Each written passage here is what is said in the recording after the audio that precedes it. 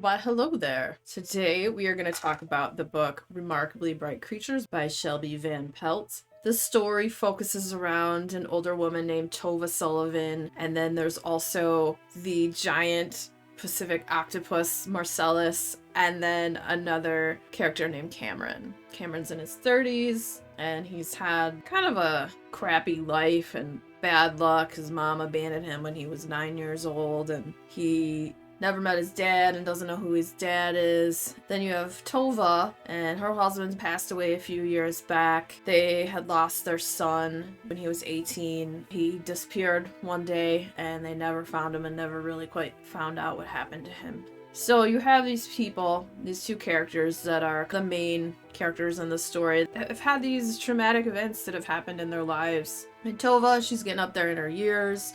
She works part-time at this aquarium, and there is this giant octopus named Marcellus that she somewhat befriends. How the relationship is and the way they communicate, and it's really fascinating. And in the past I've read some non-fiction books about octopuses, and octopuses are super clever. Their DNA genetic makeup doesn't match anything on this planet. It's almost like they're aliens. And I mean, if you think about the ocean is weird. We've only explored such a minimal portion of it, and it's crazy. Everyone's like, let's go to outer space and da-da-da-da-da. We haven't even explored our whole own planet. We're trying to get off of it. The ocean is like outer space, and octopuses might be aliens. That's not even alluded to in this book. That's just where my brain goes with it. So anyways, this story, it's sad, it's emotional, it's heartfelt, it's interwoven. And how Tova, she's getting up there in her years, and she doesn't have any children because her son passed away, and she's trying to decide if she wants to go into a retirement home or not. Her friends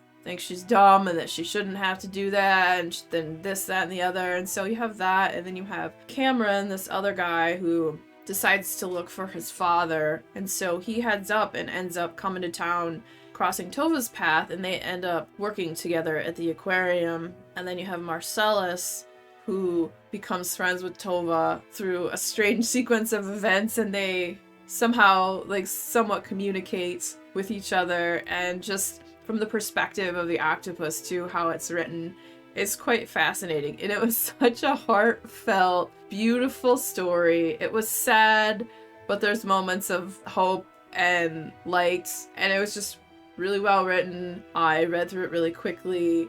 I mean, it's kind of a little bit of an emotional roller coaster. I definitely cried. If you haven't heard anything about it, I picked this book up because I was watching a video from Noelle Gallagher, another booktuber. She had mentioned this book, and she said it had been passed around her family, and that her mom loved it, and her sister loved it, and I think her aunt loved it. And I was like, okay, well, if everybody loves this book, I want to check it out too. And it was such a great book.